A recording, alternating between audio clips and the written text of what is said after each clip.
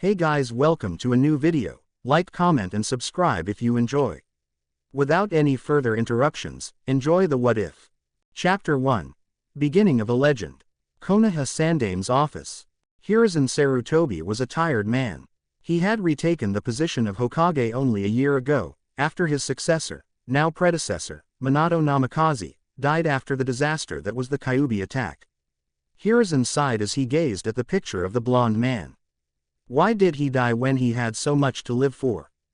He remembered the night clearly. He was sitting in his office writing in his journal while his wife, Bawako, Minato, and his wife Kushina, were in a secret location so Kushina could give birth. Kushina was a Jinchuriki, a container of one of the 9 biju of the Kyuubi. And when a female Jinchuriki goes into labor, the energy holding their seal together weakens and the biju has a chance to go free. Minato, being the expert seal master that he is, was in charge of holding the seal together while Kushina was giving birth. Everything was set up perfectly. However, something happened and the Kyuubi was freed. And it severely damaged the village, and killed countless civilians and shinobi alike. Minato was able to take the biju out of the village, and seal it away, inside his own son no less. Hiruzen was forced to witness the sealing as Minato put up a barrier around him, Kushina, Kyuubi, and their son, Naruto. The Sandame was confused as to why Minato felt that he had to do the sealing. He knew how to perform the Reaper Death Seal. All Minato would have to do would be putting the 8 trigrams seal, and he would be able to live with his family. But then again, he never did tell anyone that he could do the Reaper Death Seal now that he thinks about it.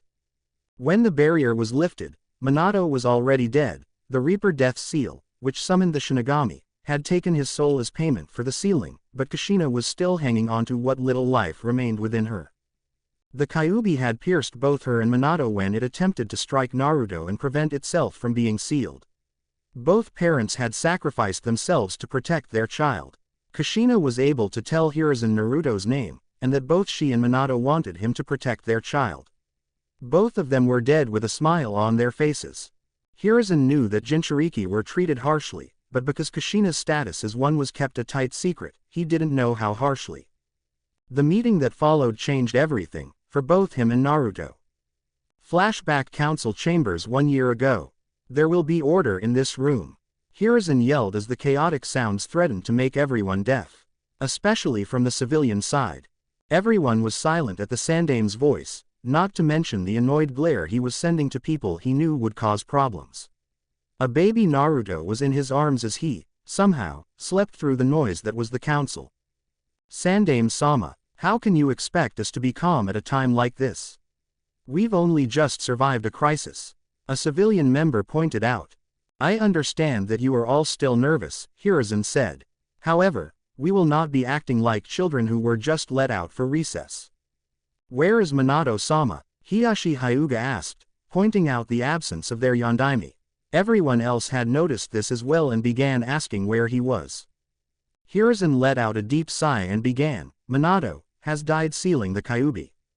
Sealing it where? Shikaku Nara asked. Hiruzen knew he was going to regret this, inside this little boy. Almost immediately, the entire civilian side of the council erupted into chaos. It's the demon. Kill it now before it's too late. The Yondaime turned it into a baby so we could have our revenge. Silence, Hiruzen yelled, using chakra to make his voice louder than necessary. The civilians quieted down, but sent intense glares towards the baby. Naruto was able to feel the glares and shifted uncomfortably in Hiruzen's arms, his face twitching with fear. Seeing this, Hiruzen slowly rocked his arms in an attempt to soothe the baby. Naruto stopped squirming, but was still looking afraid.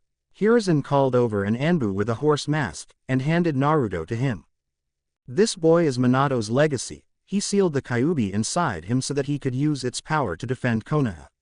He is not the demon, Hiruzen said with a glare. Hiyashi noticed something familiar about the boy, especially his blue eyes, and made a note to talk to the Sandame later. Effective immediately, I shall be reinstated as the Hokage, and everything that has been said in this room about the Kyuubi is to be an S-ranked secret punishable by death, the Sandame declared with a heated glare. Dai Kyuubi. While everyone had their attention on the Sandame's declaration, nobody noticed a civilian council member sneaking behind horse and knocked him over, grabbed Naruto, and used the knife he had on him to attack Naruto. However, because of his shaking nerves, he cut Naruto from his right shoulder down to his hip, slicing the boy into 2 pieces.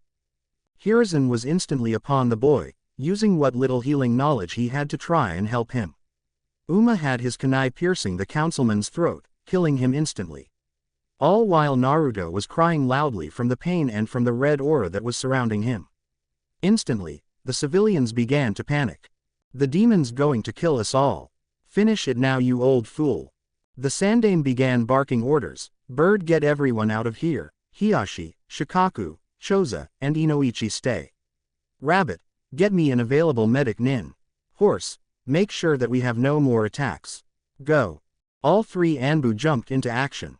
Bird shoved all of the uncooperative civilians out of the door while the clan heads went silently. Some of the civilians had to be threatened with the ANBU's Tonto. Rabbit had jumped out of the window and raced towards the hospital, hoping that there was a medic available. Meanwhile, Hiruzen was desperately trying to slow down the bleeding with the Mystic Palm Jutsu. While he was able to use it to a decent degree, he was only able to slow down the bleeding to a small amount. What can we do? Choza Akamichi asked. Unless any of us knows a healing jutsu that is more powerful than what the Hokage's using, then there's nothing that can be done, Hiashi said. This is extremely troublesome, Shikaku said as he stood wide awake. I'm afraid that you're right, Inoichi Yamanaka sighed as he looked away from the crying baby. Inside the seal, the Kyuubi was growling in frustration as it pushed its chakra through the seal into his container's body. His 9 tails were waving around in a frenzied manner, showing his hidden nervousness. Human stupidity will never cease to amaze me, Kyuubi growled as one of its tails began to slowly shrink. That Hokage of theirs better come up with something soon. I don't know how long I will be able to do this, he muttered as he continued to push chakra through the cage. Council chamber. Hokage-sama, Rabbit said as he appeared back into the room. There is no available medic, they are all treating victims of the Kyuubi attack. The Hokage cursed as he continued working while sweat began to gather on his brow. He had used too much chakra during the attack and was starting to feel the strain. Horse, carry Naruto while I continue to heal him. Everyone, come with us into my office. Rabbit, head back out into the village and try to find any more survivors, the Hokage said while Horse carefully picked up the wailing boy. Rabbit bowed and vanished in a puff of smoke. And, please pick up his arm, he added. Inoichi decided to pick up the dismembered appendage since he's seen worse things in the minds of prisoners. The party of 7 slowly made their way to the Hokage's office. Choza opened the door and everyone entered. Hiashi, can you take over the healing while I get what may be able to save him? Horse, I want you to stand guard and make sure that nobody interrupts us. I don't care if it's the Raikudo Sennin himself. Nobody enters, Hiruzen asked. Hiashi nodded and activated his Byakugan while using the healing jutsu his wife had taught him. While Horse handed the crying Naruto to Choza before he exited the room. Let's be thankful that Hitomi taught you a couple of her healing jutsus, Shikaku said as he watched the healing. Hiashi just nodded as he kept concentrating. Hiruzen walked towards the picture of the Shodaime, Hashirama Senju, and picked it off of the wall, revealing a small seal on the wall. He bit his thumb and made a few hand signs and smeared his blood on the wall. In a puff of smoke, came a medium-sized scroll. He placed the scroll on his desk and began to unravel it, searching through the scroll desperately. Here it is, Hiruzen shouted triumphantly while spreading more of the scroll out, revealing what appeared to be a sealing formula. What is it? Shikaku asked as he looked at the scroll. The only thing that may be able to save Naruto, Hiruzen said. Bring him over here. Choza and Hiashi slowly walked over and placed Naruto on the desk. Inoichi placed his dismembered arm next to him. What I'm going to need of all of you is that you channel your chakra through Naruto when I activate this, Hiruzen said as he beckoned everyone around the boy. Hiashi was still healing him, but the injury was starting to get worse. The clan heads and the Hokage placed their hands around the boy and began molding their chakra. Please forgive me, Minato, but if I don't do this, Naruto will die. Hiruzen apologized in his thoughts. The Sandame then made several hand sighs before ending on dragon and shouting, Kinjutsu, Jongu transfer. The scroll began to glow, and hundreds of black tendrils erupted from the seal before they lunged towards Naruto and began to burrow their way inside his body. Everyone began to feel a drain on their chakra and saw that the tendrils were touching their hands while absorbing the chakra at a fast pace. Eventually, Hiruzen dropped down to one knee as he ran out of chakra to give. Following him was Shikaku, Inoichi, and Hiashi. Choza was able to hang on for a little while longer before he had to pull back, his face covered in sweat. Everyone was forced to watch as Naruto was enveloped in red chakra that the tendrils were also absorbing. They were slowly turning a crimson color as the chakra was absorbed. Inside the seal, even the Kyuubi was feeling the drain on its chakra as the tendrils began to nestle in Naruto's body. All that he had left was 2 taels worth of chakra. This may be draining, but I can see the benefits that this will give the kit. Kyuubi noted as he observed the changes going through Naruto's body. It's done, but I'm going to have to sleep for a while because of this, the chakra beast mumbled as he laid his head on his paws and began to close his eyes. Before he closed his eyes, he thought, I'm interested in seeing how this will play out in the future. I've got my eye on you, kit. With that, the Kyuubi closed his eyes and entered a well-deserved rest. Outside, everyone was taking deep breaths as they tried to recover some of their chakra. They looked and saw that the tendrils had stopped moving through the boy's body, but several of them were still wiggling out of the space where he was dismembered. The tendrils shot out and grabbed his arm before pulling it towards him and stitching the arm back to his body. The arm began to move around as Naruto began to use it normally. He was still crying due to all that happened. What was that? Inoichi asked as he shakily got to his feet. Hiruzen used his desk to get up and said, a kinjutsu that the Shodaime stole from Taki after they tried to assassinate him. What does it do? Shikaku asked as he observed the now sleeping blonde. It turns the person using it into a host for thread-like tendrils and gives them a wide range of abilities, the Hokage explained. What kind of abilities? Shikaku inquired. The Sandaime took a deep breath before starting. It will allow Naruto to absorb the hearts of his enemies and gain their elemental affinity, plus the knowledge of whatever jutsu they might know. I'll have to look through the scroll for any more information. As if he didn't have enough of a burden already, Choza sighed as he pitied Naruto. It wasn't even 2 hours after his birth and already his life was being turned upside down. There is a question I have for you, Hokage-sama, Hiashi started. Yes, what is it, Hiashi? Hiruzen asked. Is this boy Minato and Kushina's child? Hiashi asked. Hiruzen's eyes widened along with Choza's and Inoichi's. Shikaku just closed his eyes and muttered, troublesome, under his breath. The Sandaime reached under his desk and activated the privacy seals that closed off the room from anyone outside. How did you figure that out? Hiruzen asked. 2 things stood out to me, Hiashi began. 1, I noticed that Naruto had very distinctive blonde color in his hair, and that his blue eyes were almost exactly like Minato's. And 2, I knew Minato since he was my teammate, he would never ask anyone to give up their child if he was unable to give up his own. Hiruzen sighed as he closed his eyes. Yes, Kushina told me that this was their son, just moments before she moved on. She asked me to protect him to the best of my ability. However, I can't do too much without making it look like favoritism. He could enter one of our clans. After all, we were all friends with Minato and we would want to make sure that his son would be taken care of, Choza suggested. Unfortunately, I can't allow that, the Sandaime said. Why not? Don't you want the best for Minato's son? Inoichi asked. The Sandaime sighed, feeling his age as the years began to weigh down on his body. I can't allow it because if I were to give one clan a Jinchuriki, it would cause a shift in power and create a civil war over who would own Naruto. As much as I hate to admit it, he's right, even though we all want to help Naruto, we need to think about what would happen in the future, Shikaku stated. What about Kakashi? Shouldn't we tell him about who Naruto is? Hiashi asked. No, think about it, he's already in a depression because he lost both his sensei and Kushina. If he tell him now, he'll fight tooth and nail just to claim ownership of him and practically make him a target because all of the other villages will think that the copycat ninja is training an apprentice, Shikaku said. When will he be told? Choza asked. After he gets out of his depression, he'll be able to handle the situation better when he has a clear head, the Sandaime said. What can we do to help Naruto then? I don't want him to have to go through life without someone to properly help him.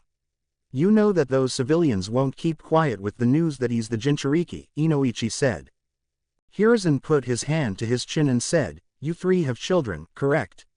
The Ino-Shika-Cho trio nodded, and your wife is expecting in 2 months, right? Hiyashi nodded his head. Then you can push your children to become his friends. Kami knows that he'll need plenty of close friends throughout his life. All men nodded in agreement. Now I believe it's time we return for the night. Hiyashi, could you send Hitomi to me tomorrow? I would like a woman's opinion on how Naruto should be cared for since I'll be taking care of him until the orphanage is repaired, Hiruzen said. Would you like me to tell her about what happened tonight? Hiyashi asked. The Sandaime shook his head and said, I'll take on that task. You all need your rest if you want to lead your clans through this crisis. I trust that you all know not to speak about the events that happened in this office. The only reason I'm trusting you with this information is because you were all Minato's closest friends. No, Hokage-sama, all 4 men said. The Hokage then lifted the privacy seals and dismissed the men before he wrapped Naruto in a cloth and held him in his arms, slowly rocking him to sleep. Flashback end. The Sandaime shook his head to get out of his remembering. He looked at the time and saw that it was almost 2 o'clock. Time to see how he's doing, Hiruzen thought as he stood up. The date was October 10th, the Kyuubi festival, or Naruto's birthday to those that cared. The Hokage left the Hokage Tower and walked towards the orphanage that Naruto was placed in. He and the 4 clan heads were planning to spend the day with Naruto while he played with their children. As Hiruzen walked into the orphanage, the caretaker immediately bowed to him. Hokage-sama, we weren't expecting you, the woman said. Hiruzen waved her off and said, It's fine, I was just stopping by to pick up someone. A Naruto Uzumaki. He didn't miss the flash of disgust that passed through the caretaker's face once his name was mentioned. She quickly put on a forced smile and led the Hokage to a room where a small crib was. Inside the crib was a tiny baby with blonde hair and blue eyes. Hiruzen noticed that he was unhealthily thin, and that there were faded bruises on his body. Why is he so thin? And covered in bruises? The Hokage asked, already knowing that the woman would lie. Hiruzen must have been a fortune teller, because the woman said, he refuses to eat most of the food we give him, and the bruises are because he keeps bumping into things when he crawls around. So you just let him crawl around unsupervised? Hiruzen asked, raising an eyebrow to make it look like he was believing the tall tale. Of course not, those are from when he gets out of his crib when he's supposed to be napping, the caretaker said as she believed that the Hokage believed her.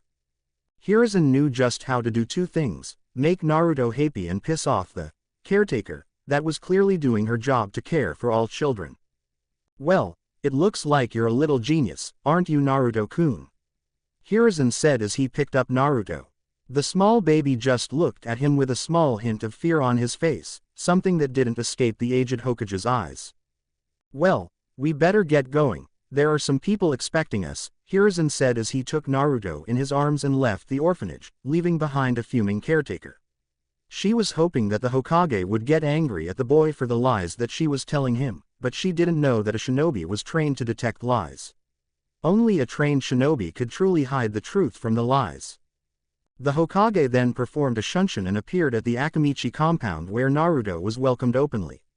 He walked into a large, small in Akamichi standards, dining room where waiting for him was the Ino-Shika-Cho trio and their children, and Hiyashi, Hitomi, and Hinata Hyuga were also present. All of the children were in a small play area surrounded by a fence. Like his father, Shikamaru Nara was sleeping in a pile of stuffed animals. Choji Akamichi and Ino Yamanaka were playing with some building blocks, a small smile on their faces. Hinata was just sitting by herself while playing with a small stuffed fox and monkey.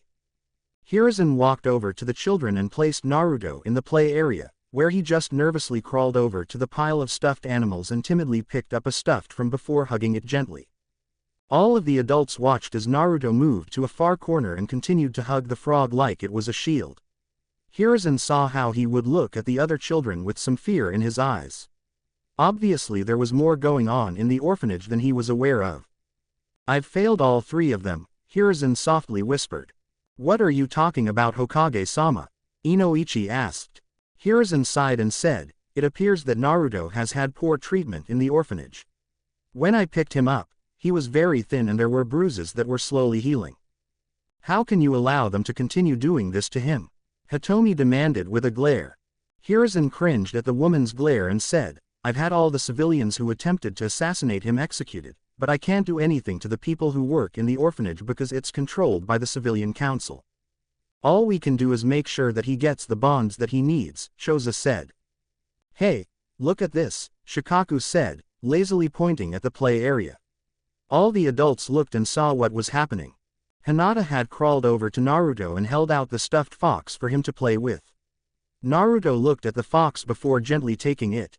He then held out the stuffed frog for her to take, but Hinata just shook her head and gave him a small smile. Naruto then gave a small smile of his own before he started to play with Hinata. Kawaii, Hitomi softly squealed at the cute sight. Hiruzen chuckled and turned towards Hiashi before asking, weren't you and Minato planning on a betrothal between your children? Yes, but we were planning on going over the details after Naruto's birth since he had no free time to spare beforehand, Hiashi said. Me and Kushina-chan supported it, Hitomi said. Did you think that they would like each other? Inoichi asked. Think. We knew that they would. Mother's intuition after all, Hitomi declared proudly. Shikaku sighed and said, troublesome, women just seem to know almost everything about their children. Well, they did give birth to them, Choza pointed out. Has there been any changes with his Jongu? Hiashi asked. Hiruzen shook his head and said, the stitching is still there, and some of the threads will wiggle out of his skin every once in a while, but there has been nothing else. Why doesn't the stitching go away? Hitomi asked. It stays there because the Jongu allows the user to extend their limbs where they are stitched together, Hiruzen explained. When do you plan on telling him about it? Or the Kyuubi? Inoichi asked. I think I'll tell him about Jongu when he's either 4 or 5. Of course, I'll have to come up with a cover story. He'll learn about the fox and the real reason he got Jongu when he's a genin, Hiruzen said. That seems like a good idea, Shikaku said. Most clan children start training around that age, so he'll be just like them. And he'll probably be mature enough to handle the knowledge that he's a Jinchuriki when he's a genin. But, what if someone tells him about the Kyuubi beforehand? We'll cross that bridge if it comes to that, Choza said. Choza's right, we shouldn't worry about that right now. We should be celebrating Naruto's birthday, Hiruzen said. You know, speaking of telling people things, what are we going to do about Kakashi? Inoichi asked. He's still in depression, and it seems like he's taken a part of his lost team and made them as his own hobbies, Hitomi told him. Obito's chronic lateness and Sharingan, Choza said. Rin's concern for teammates, Shikaku said. Though he's not as worrisome as she was. And Minato's love for Jiraiya's books, though he only reads the smut while Minato just read his adventure story, Hiruzen said. Inside he was crying. I can't believe I had to call his holy work smut. Inoichi sighed and muttered, at this rate, he'll never know about Naruto's heritage. Not unless we stick Naruto next to a picture of his father, Hitomi said. I believe it's time we bring out the food, Choza said as he clapped his hands. Several servants came out with dishes in their hands. They set the table for all of the adults and children. All of the adults picked up their children from the play area and placed them next to them. Naruto was sitting next to Hiruzen and stared at the food hungrily. I was right, Hiruzen muttered as he saw how hungry Naruto was. Grr, Choza, Inoichi scolded. It wasn't me, the Akamichi head protested. Hitomi began to giggle behind her hand while Hiashi was fighting a smirk that was forming on his face. Something you'd like to share, Hitomi? Shikaku asked. That was Hinata's stomach. Hitomi laughed. A few moments later, everyone was laughing at that little piece of information, though Hiashi was just chuckling. Now that I think about it, Inoichi began, it's a good thing Minato was your teammate, Hiashi. How so? The Hyuga head asked. Back when we were in the academy, you were as cold as your father was. When you trained with Minato, you began to open up more, not to mention you were starting to smile instead of just giving everyone either a cold glare or an arrogant smirk, Inoichi explained.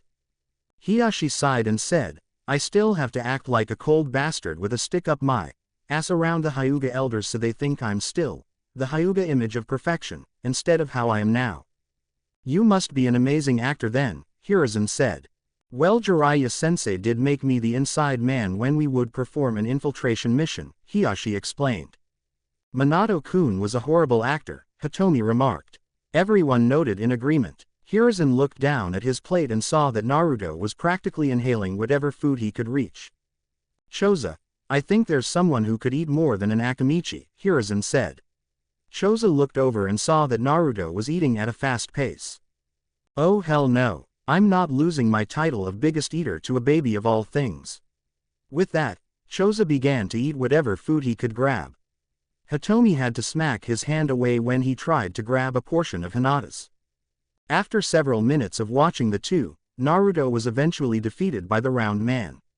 The small blonde yawned before he fell asleep in his chair. Oh Kami, he's going to eat everyone out of house and home. Hitomi cried. Please, just wait until he's introduced to ramen, then we can worry, Shikaku pointed out. It's a cursed Uzumaki gene to love ramen, Hiruzen said. It also doesn't help that Minato was a ramen addict himself. So throughout the night, all of the adults talked about Minato and how they expected Naruto to be just like him. Inoichi pointed out that the Uzumaki personality would always be the dominant thing in his life, making them shiver at the pranks he would perform in the future. They just hoped that they wouldn't be targets of any of them, though Hiyashi said he wouldn't mind if he targeted the Hyuga elders for any of them. Later into the evening, Hiruzen received a message from a small green frog with violet markings. Ah, news from Jiraiya, Hiruzen announced. He said that he's convinced Tsunade to come back to Konoha. But it will take them about 7 months because they are on the far side of Yuki and the boats are in need of repairs. Tsunade-sensei is coming back, Hitomi asked, surprised. How did you convince her? Shikaku asked. I had Jiraiya tell her about Naruto, and I decided to allow her idea of there being a medic nin on each team with her running the training program, Hiruzen said. When did you send Jiraiya after her? Choza asked. It was a month after Naruto was born. He had heard about the attack and raced all the way here from Iowa. He made it here in 2 days. But it takes at least 2 months to get from Iowa to Konoha. Inoichi yelled. Gamabunta, was all that Hiruzen said. Everyone nodded in understanding. They knew that the Toad boss could cover great distances easily, especially if motivated with sake. Later into the night, all the children had fallen asleep, so the adults bid each other goodbye and left to their respective homes. Hiruzen dropped Naruto off back in the orphanage and signaled his personal Anbu guard. Hokage-sama, Cat and Tiger knelt down before their leader. Make sure that nothing happens to Naruto tonight. If anyone comes after him, bring him directly to me, Hiruzen commanded. Hi, Hokage-sama, both Anbu said before they jumped back into the shadows. Hiruzen let out a sigh as he adjusted the hat and began walking to the Sarutobi compound. His thoughts directed towards the future. Chapter 2. First Heart. Konoha 4 years after Kyuubi attack. Naruto Uzumaki didn't live a good life. He was ignored by most of the kids his age, and hated by most of the adults. The only ones that didn't hate him were the Hokage, and the Ichirakus who ran the ramen stand. He never understood what made him so unlikable to many people. He tried to be nice to others, but they still ignored him. He used to think that it was because of the strange stitches on his side, but then realized that it would be stupid to hate someone because of that. He learned that he would have to hide his sadness since he saw that people seemed to enjoy seeing him suffer. So he just gave everyone a big grin with closed eyes. He kept his eyes closed because he knew that no matter what he did, he couldn't hide the sadness that would show. Currently, Naruto was on his way back to the orphanage after spending the day at Ichiraku. He ate as much ramen as possible without spending all his money. He snuck back in through a hole in his room, before covering it back up with a small rug.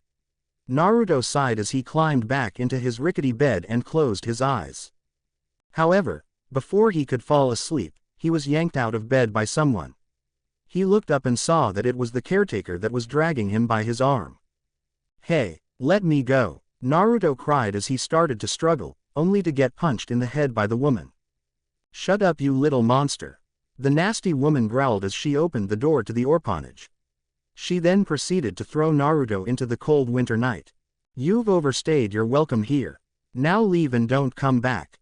With that, She slammed the door in Naruto's face. Naruto just sat there in shock, still processing what had just happened. When he realized that he was just kicked out of the orphanage, he stood up and began to walk into the dark streets of Konoha. The young Uzumaki kept to the alleyways since he knew that it would be a very bad idea to walk out in the open. He wanted to go to Ichiraku's but knew that they would be closed at this hour. He thought about going to the Hokage, however he decided that since he hasn't seen him in over a month that he was very busy. Naruto eventually found a small cardboard box that was under an awning. Naruto decided to make it his new home. So the young boy crawled inside and curled himself into a tiny ball before falling asleep. Chu-san, Ka-chan, please help me, were the last thought Naruto had before succumbing to a dreamless sleep. Hokage's office. Curse this damned paperwork. Where does it keep coming from? How the hell did Minato get it done so fast? Hiruzen thought as he went through each paper, trying to finish up quickly so he could try to go and see Naruto. He and the clan heads weren't able to make another meeting after the one where Naruto was only 1 year old. Those damned council members on the civilian side are keeping me away from Naruto too much, Hiruzen growled as he finished what he considered the last paper for the evening. He sighed as he leaned back into his chair, thinking about how lonely Naruto might have been. He took out his crystal ball and used it to try and find Naruto. First he looked at his room in the orphanage, but it was surprisingly bare of everything. What? Hiruzen screamed as he shifted the view around the orphanage until he saw the caretaker throwing all of Naruto's stuff into a bonfire. Hiruzen growled as he desperately searched with his crystal ball for Naruto. The image kept changing to different places in Konoha, but couldn't find him. This is not good, the Sandaime said as he summoned an Anbu. Get me Hiyashi Hyuga, Shikaku Nara, Choza Akamichi, and Inoichi Yamanaka, Hiruzen ordered. Hi, Hokage-sama, the Anbu said as he vanished in a puff of smoke. Several minutes later, the aforementioned men walked through the door and saw that their leader was in distress. You called for us, Hokage-sama? Shikaku asked. Hi, I wish it was on better terms, but I have some grave news, Hiruzen said as he sighed. What is it? Choza asked. Naruto's gone missing, Hiruzen said. That shocked all of the clan heads to the core. What happened? Hiyashi growled. He had already lost his brother earlier in the year, and maybe the respect of his nephew. He wasn't going to lose the only connection with his best friend. I suspect that he was kicked out of the orphanage tonight, but I haven't been able to locate him at all, and I've been looking through the crystal ball for the past half hour, Hiruzen said. You know for a fact that Tsunade's going to thrash people for this when she gets back from that gambling fair, Choza said. Maybe we could blame it on Orochimaru. That'll take care of a problem for us, Shikaku muttered. They all shared a chuckle at that before turning serious again. Do you want us to go and try to find him? Choza asked. Hiruzen shook his head and said, you should just send out your most trusted clan members, or in Hiyashi's case, most trusted branch members. It would look too suspicious if you were to go out and look yourselves. Yeah, but we're going to leave Tsunade to you, Inoichi said as he and the other clan heads rushed out of the room before Hiruzen could protest. I better start going over my will, the Sandaime thought as he reached into his desk and pulled out a scroll. Hiruzen Sarutobi, Harbi leave my entire Ika Paradise collection to my son Asuma Sarutobi. 1 month later. Needless to say, Tsunade was royally pissed, and the Hokage didn't die. Though he was admitted to the hospital for a week after Tsunade put some strain on his old heart, and then making him completely better. Naruto was found at this time. Tsunade was on another search for him when she heard crying coming from an alleyway. Inside the alley was everyone's favorite blonde, besides me, crying in his sleep. Tsunade brought him to the Sandaime who, after managing to convince Naruto, got the young Uzumaki a small apartment. Tsunade wanted to adopt him, but that fell under the jurisdiction of the civilian council, who made it their life's mission to make Naruto's life a living hell.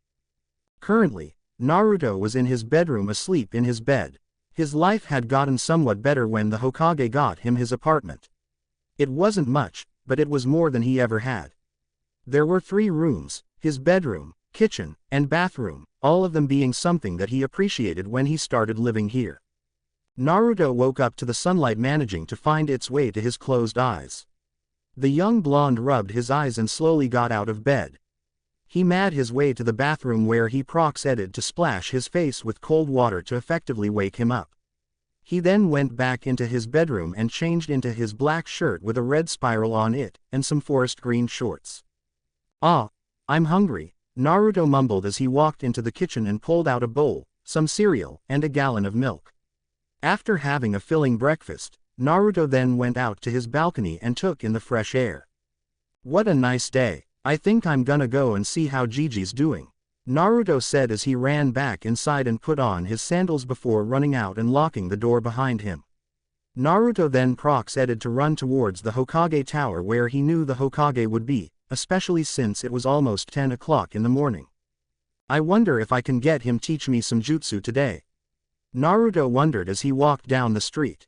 He continued on his way until he felt the hairs on the back of his neck standing on end. He started to look around and saw that the people were either ignoring his existence, or glaring at him with pure hatred. Naruto just put on a smile and continued walking down the street. Deep down, those glares did affect him, but he had no other idea of how else to deal with it. However, today was going to change Naruto's life. As soon as he passed an alleyway, he was grabbed and pulled inside. Before he could scream out, he felt a pain on the back of his neck before everything went dark. Sometime later, Naruto groggily opened his eyes and saw that he was in a forested area tied to a wooden post. He looked around frantically and tried to get free of his bonds. "So you're awake," a voice said. Naruto turned his head to see a young man with black hair and dark eyes. He was dressed in a regular Chunin's attire and had nothing standing out. What do you want?" Naruto asked, afraid of what this man wanted from him. "I want my revenge. You killed a lot of my friends and I'm gonna avenge them," the Chunin said as he stalked forward, kunai in hand. But I didn't kill anybody," Naruto protested as he struggled harder. "Yes you did, you demon," the Chunin shouted, losing all of his composure. "You crushed hundreds of people with your paws and ate the remains. You almost destroyed the village and its people. I'm going to make sure that you never get the chance to do it again." "No, please, I'm sorry," Naruto cried as he struggled harder, starting to get extremely desperate. The Chunin wore a malicious grin on his face as he raised his kunai in the air, ready to stab Naruto with it. Naruto closed his eyes tightly and felt a strange sensation in his right shoulder. He felt it rip apart painlessly and felt like a part of him was darting forward.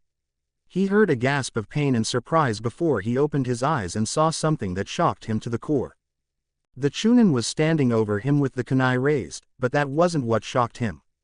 Coming out of the Chunin's chest were several crimson tendrils that were squiggling around. Naruto looked and saw that they were coming from where his shoulder was ripped off. The stitching was missing and his shoulder was about a foot away from where the rest of his arm was. "Demon," the Chunin gasped as the tendrils started to move within him. Naruto stared in shock as something wrapped in the tendrils came out of the Chunin's chest while it was still beating. The Chunin then fell to the floor dead, but Naruto didn't know that yet. The object was then pulled into Naruto where his arm came back to the rest of his body. "Ah!" Naruto screamed as the weight of what had happened finally settled into his mind. He let loose a chakra pulse that covered the whole village. Hokage's office. "You should really make some law about Jiraiya's peeping habits," a blonde-haired woman with a green coat and gray clothing said. She had her hair in two pigtails and had her arms crossed underneath her impressive bust. She gave an annoyed stare into the Sandame's eyes with her honey-colored ones. Would love to Tsunade, but Jiraiya's books make a lot of money. Money that he uses to supply his spy network and himself.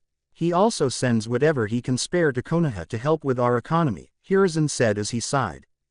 Tsunade huffed and said, "Why couldn't he have just stick to writing adventure stories? That first one was good even if it wasn't a bestseller." Before Hiruzen could reply, the chakra pulse reached his office. Both his and Tsunade's eyes widened as they recognized who the chakra belonged to. "Weasel, Mantis," the Sandame called out. Two Anbu in the aforementioned masks appeared before their Hokage and waited for his orders. "Follow us and make sure that there are no interruptions," Hiruzen ordered as he jumped out of his seat and leapt out the window, Tsunade following him in a heartbeat. Both Anbu jumped after them and tried to keep up. When they reached the source of the chakra pulse, Hiruzen's eyes widened and Tsunade gasped. Before them was a crying Naruto, still tied up to the post, and a dead Chunin at his feet. Mantis, make sure that we aren't interrupted. Weasel, stay for a moment, the Sandaime ordered. Mantis vanished into the treetops and kept an watchful eye on the surrounding area. Hiruzen then shunshined over to Naruto and cut the ropes holding him in place. Tsunade rushed over to him and hugged him tightly as he cried into her shoulder. Tsunade began whispering comforting words into his ear until he cried himself to sleep. Weasel, do you know who this is? Hiruzen asked as he turned over the body of the dead Chunin. Daichi Uchiha, not a member who stands out, but not weak either, Weasel said after taking a good look at the Chunin. Hiruzen sighed and called Tsunade over, Naruto still clutching to her in his sleep. Can you see if he still has his heart? Tsunade used her free hand to run a diagnostic jutsu on the body before pulling away. No, his heart's not there. All of the veins connecting to it have been cleanly severed. Now I want you to check Naruto. I think that his Jongu has activated, Hiruzen said. Tsunade nodded and started to check Naruto. After a couple minutes, she stopped the jutsu and faced the Sandaime. The threads are moving erratically, trying to move the stolen heart to an area in Naruto's body where it will cause little discomfort, Tsunade explained. The Sandaime sighed and said, bring him back to my office. Weasel, you go and summon Hiashi Hyuga and Inoichi Yamanaka to my office. Mantis, the Anbu appeared before him. If anyone asks about what happened, tell them that a new way to dispel genjutsu was being tested out before it went out. Speak nothing about what really happened here. The Anbu nodded before they disappeared again. The remaining two conscious people then leapt for the Hokage's office. After 5 minutes of waiting, Hiashi and Inoichi walked in with Weasel behind them. Weasel shut the door just as Hiruzen activated the privacy seals.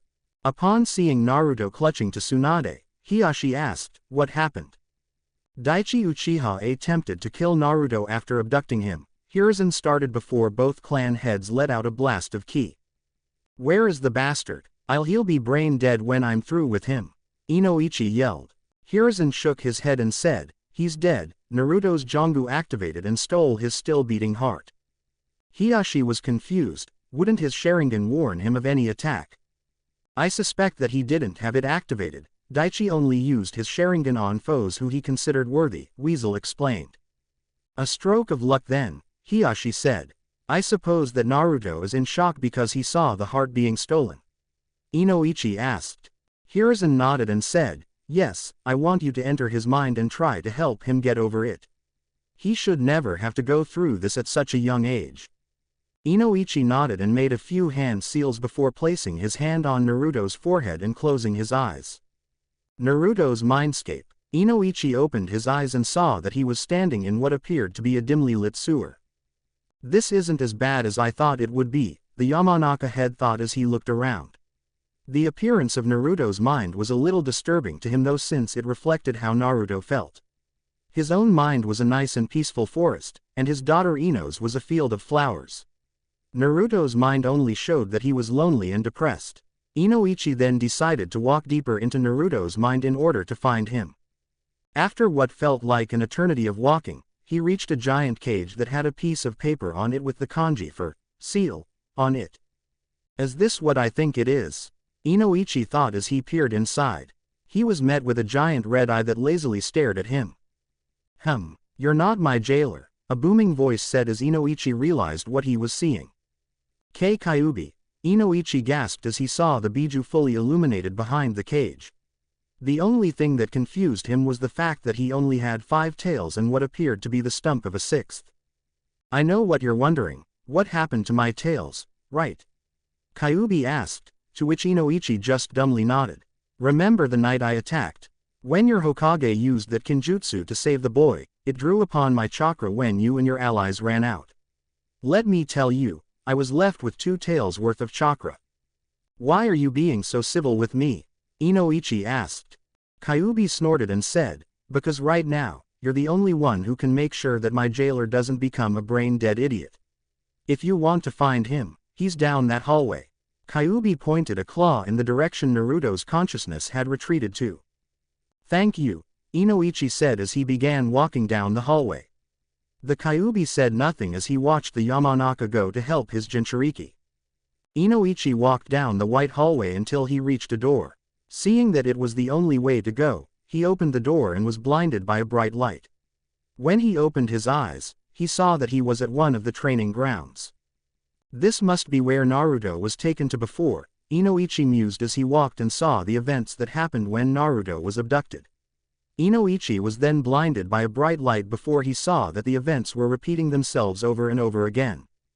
Having enough of this, the Yamanaka head walked towards Naruto and cut the ropes holding him in place, stopping the memory. Who are you? Naruto asked, shivering in fear. Inoichi, seeing how frightened he was, knelt down in front of him and gave him a friendly smile. My name is Inoichi Yamanaka, and I came into your mind to help you. Me. Naruto was confused. This stranger wanted to help him. Most strangers just hated him for no reason at all. Yes, I understand that you are feeling very scared right now, Inoichi said. IIKK killed someone, Naruto said as he began shaking again. Inoichi sighed and said, yes you did, and you're never going to get over it.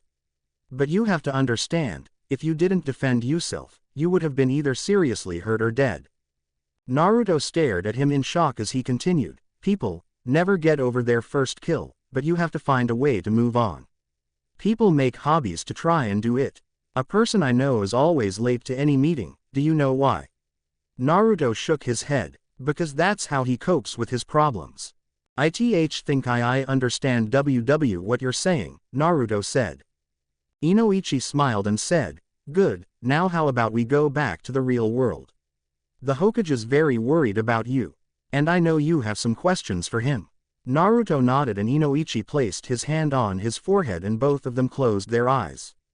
Sandame's office. Both of the male blondes opened their eyes to see that they were back in the Hokage's office. Naruto looked and saw Hiruzen speaking with the blonde woman that found him when he was alone, a person with white eyes, and a teenager in a mask. We're gone for 5 minutes and you forget about us already? Inoichi asked as he gained the attention of everyone in the room. Naruto-kun, Hiruzen shouted as he appeared next to his surrogate grandson. Hi Gigi, Naruto said as he gave the old man a hug. He then released the Hokage and saw that the blonde woman before she scooped him up in a bone-crushing hug. You're all right, the woman cried as she continued to smother Naruto. Breathing, Naruto gasped out as his face turned blue. The woman realized that she was choking him and quickly let go. Naruto took a deep breath and got his breathing back under control. Hi pretty lady, I'm sorry I don't know your name, Naruto said. Tsunade chuckled and said, my name's Tsunade, don't you remember me? I was the one who found you when you were living in the alleyway. Naruto scrunched up his face in thought for a moment before saying, I think I remember you, you look familiar. Thank you for helping me get a home. Naruto, Hiruzen started, do you want to talk about what happened earlier? Hearing this, Naruto's face fell, yeah, what were those things coming out of my arm?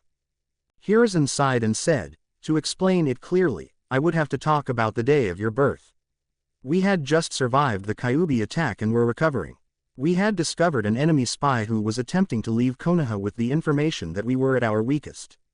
We had him on the run before he picked you up from one of my shinobi who was taking you to the hospital and used you as a hostage. We had confronted him and made a deal, you would be released and the ninja would go free. However, he had sliced you where your stitching was before dropping you and attempting to flee, but an ANBU was able to kill him. In order to save you, I was forced to use a kinjutsu that the Shodaime stole from Takigakure. They attempted to assassinate him. What kind of jutsu? Naruto asked. It's known as Jongu. It makes you the host of thread-like tendrils and gives you a wide range of powerful abilities, Hiruzen said. So when I become a ninja, I'll be a super ninja? Naruto asked, sparkles in his eyes. Everyone, except Weasel, chuckled at his statement. Hiruzen said, well, you'll be a strong ninja. Just think of yourself as someone who holds a unique Kekkei Genkai. So what can I do with Gyo? Jin, whatever it's called. Naruto asked. It's called Jongu. G-on-Gu. And you can do whatever you want with the tendrils since they respond to either your will, or they can act automatically when you're in danger, Hiruzen said. Wow, can it do anything else? Naruto was bouncing on his feet now. The Sandaime sighed and said, there's one more thing that was listed in the scroll, but I don't know if you'll like it. Why not? Is it really bad? Naruto asked, getting a little scared now. No, it's just that you might be disturbed by this, Hiruzen said before explaining the last part of Jongu. You can take the hearts of your enemies and steal all of their abilities and elemental nature. Like I did before, Naruto whispered. Yes, but this part of the ability has a positive effect for you, Hiruzen said. Naruto looked at him in confusion. What would be good about taking people's hearts? By stealing people's hearts, you can become like a cat, meaning that you will have multiple lives, Hiruzen explained. So, I could still live even if I die? Naruto asked. Yes, but you will have to sacrifice a heart in the process. So you will want to be careful and try not to lose all your hearts, Hiruzen said. Naruto then looked at him and smiled. So can you teach me how to use it? Hiruzen smiled at Naruto's attitude and said, of course, that was what I wanted to do after I told you about this. And these people in the room are going to help you today. Naruto turned and saw Hiashi observing him before he jumped behind Tsunade and screamed, "Ah! It's another man with scary white eyes." Another, was the thought that went through the heads of most of the room's occupants. Naruto, when did you see someone with scary white eyes? Hiruzen asked, sending an apologetic look at Hiashi who waved it off. It was when I went to the park last week, Naruto started. Ayame-ne-chan was sick so Ichiraku's was closed for the day. I turned the corner and bumped into a man with those eyes. He demanded that I apologize, and when I said that he was the one who bumped me, he poked me in the arm and I couldn't move it. I went to yell at him and his eyes grew big and he glared at me before I ran back home. Well, it seems like Naruto didn't have a good first meeting with the Hyuga clan, Inoichi said. Hiashi sighed and knelt down to Naruto's level. I hold no ill will against you, Uzumaki-san. I can understand that members of my clan can be difficult at times. I will take care of the issue when I find out who it was that attacked you. Naruto stared at Hiashi for a moment before saying, okay. But I have a question, how are you going to help me with my Jongu? My clan possesses a Kekkei Genkai called the Byakugan. It allows us to see a person's chakra network and it lets us see far away and through objects, Hiashi explained. What about him? Naruto asked, pointing at Weasel. You may remove your mask, the Sandaime said. Weasel reached up and took his mask off, revealing himself to the group. He had dark eyes like Daichi and had lines running down the bridge of his nose. This is Itachi Uchiha, a prodigy of the Uchiha clan, Hiruzen said. So he's going to use his Sharingan? Tsunade asked. What's that? Naruto asked as he listened. Hiruzen turned to the young blonde and said, the Sharingan, like the Byakugan, is a Kekkei Genkai that is associated with the eyes. It allows the user to see chakra, cast powerful genjutsus, and predict someone's movements. A more noticeable feature of the Sharingan is that it can copy any ninjutsu it sees, as long as it isn't associated with anyone else's Kekkei Genkai. That sounds almost as cool as Jongu, Naruto said. Almost. Itachi raised an eyebrow at this. Well, if I took the heart of someone who had just you that you can't copy, that would make me better than you, right? Naruto asked. Everyone was shocked. He had figured out the one thing that he could do that the Sharingan couldn't. Itachi chuckled and said, yes, that would make you better than me. Now let's get started. Naruto, come here, Hiruzen said, beckoning Naruto to him. Naruto jogged over and stood before the Hokage. First, we're going to have you access your chakra. Hiruzen started as Hiashi and Itachi activated their Byakugan, Sharingan to observe the blonde Jinchuriki. How do I do that? Naruto asked. Hiruzen thought of the best way to word it for the boy. Do you feel a warm feeling in your gut? Naruto nodded. You need to try to grab that feeling and pull it to the surface. Try to make it flow through you. It becomes easier if you put your hands into this seal. He showed Naruto the ram seal. After correcting his mistakes in making the seal, Naruto attempted to draw out his chakra. He felt that warm feeling like the Hokage said and tried to pull it to the surface. The problem was that because he was a Jinchuriki, he had far more chakra than a normal person his age, so it was like pulling a boulder out of a hole meant for a pebble. Come out already, Naruto growled as he pulled harder. Surprisingly, that thought somehow made Naruto able to drag his chakra to the surface. When he finally got it out, Hiashi and Itachi had to turn off their dujutsu because they weren't expecting there to be so much chakra. What's wrong? Tsunade asked as she saw both males rub their eyes. I wasn't expecting so much chakra. It merely disoriented me for a moment, Hiashi said. As am I, Itachi said as he blinked rapidly to get the spots out of his vision. Sorry, Naruto said, uncertain of what to do. There's no need for apologies, Naruto-san, Itachi said. Indeed, we just didn't expect you to have so much chakra, Hiashi put his 2 cents in. Is that a good thing? Naruto asked. It's a very good thing. A ninja who has more chakra is able to perform more jutsu, maybe more powerful ones, Hiruzen said. I knew I was awesome. Naruto cheered. It's Kushina with Minato's looks, were the thoughts of everyone except Itachi. Once Naruto calmed down, Hiruzen then tried to get him to do the next lesson. Now that you've got access to your chakra, we should try to get you to control your Jongu to some degree, Hiruzen said. But I don't think that it would be a good idea to try it here. Why not? I'm ready to go, Naruto declared. Hiruzen chuckled at the blonde's enthusiasm and said, that's why we have training grounds. Tsunade, can you take over trying to get his Jongu activated? I'm afraid I can't since I'm behind on my work. Hiruzen glared at the pile of paperwork that was mocking him with its height. Tsunade sighed and said, all right sensei, I'll tell you about our progress later. You men follow me to training ground 27. She then grabbed Naruto's shoulder and vanished in a shunshin. The rest of them followed, leaving Hiruzen alone. He then pulled out a little orange book and flipped it to a certain page before giggling pervertedly. Oh Kanoko-chan, you're so dirty. Training ground 27. Tsunade appeared in a puff of smoke with a stumbling Naruto. Oh, I think I'm gonna be sick. Naruto ran over to a bush where he proceeded to introduce the shrub to his eaten breakfast. Tsunade's sweat dropped and thought, maybe I should have just jumped here instead. You alright Gaki? Why yeah, that was just uncomfortable, Naruto said as he leaned on a tree for support. I remember when Jiraiya-sensei taught us the shunshin. Minato was the only one who was able to keep his lunch down the longest, Hiashi said as he and the other appeared behind Tsunade. So how am I gonna do this? Naruto said as he recovered. Well, Tsunade started as she pulled out a small scroll, opened it, and began to read from it. First you have to gain control of the tendrils that are in your body. So just close your eyes and try to feel them as they move throughout you.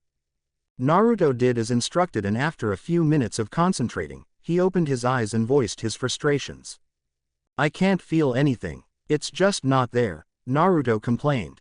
Try fluctuating your chakra, Itachi said as he activated his Sharingan. Naruto just gave him a funny look, not understanding what he wanted him to do. Itachi, realizing his mistake, said, what I want you to do is, make your chakra move around wildly to try and get a reaction out of the Jongu.